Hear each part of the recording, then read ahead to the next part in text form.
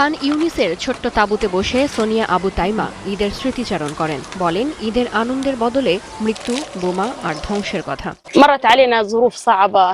তৃতীয় বছরের মতো ঈদ চলে যাচ্ছে আমাদের শিশুদের হাসি ছাড়া। একসময় আমরা সবাই এখানে কোরবানি দিতাম, এখন গাজা সবকিছু থেকেই বঞ্চিত।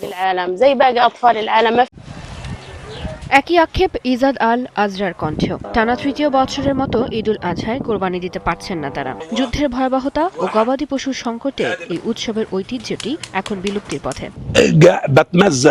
এই কসাইখানায় এক সময় মানুষ কোরবানি দিত, শিশুদের নিয়ে আসতো। এখন এখানে উদ্বাস্তু পরিবার থাকে, চারিদিকে শুধুই ধ্বংস। আমাদের শিশুরাও তো অন্য দেশের শিশুদের মতো আনন্দ পাওয়ার অধিকার রাখে। গাজা কৃষি মন্ত্রণালয়ের তথ্য অনুযায়ী প্রতি বছর ঈদুল আজহায় প্রায় 20,000 গরু ও 40,000 ভেড়া আনা হতো গাজায়। তবে যুদ্ধ শুরুর পর থেকে পশু প্রবেশ পুরোপুরি বন্ধ। স্থানীয়ভাবে পশুপালনের সক্ষমতাও প্রায় ধ্বংস হয়ে গেছে। যুদ্ধের প্রভাব জন্ম দিচ্ছে ভয়াবহ অর্থনৈতিক বৈষম্য ও দুর্ভিক্ষে। স্থানীয়রা বলছেন, শুধু পশুর অভাবই নয়, পুরো প্রাণিসম্পদ ব্যবস্থায় ভেঙে পড়েছে। খামার, বাজার এবং সরবরাহ ব্যবস্থা কার্যত অচল হয়ে গেছে। যুদ্ধবিধ্বস্ত এই প্রান্তরগুলোতে এবারের ঈদ কোনো উৎসব নয়, বরং বেঁচে থাকার এক নীরব আর্তনাদ।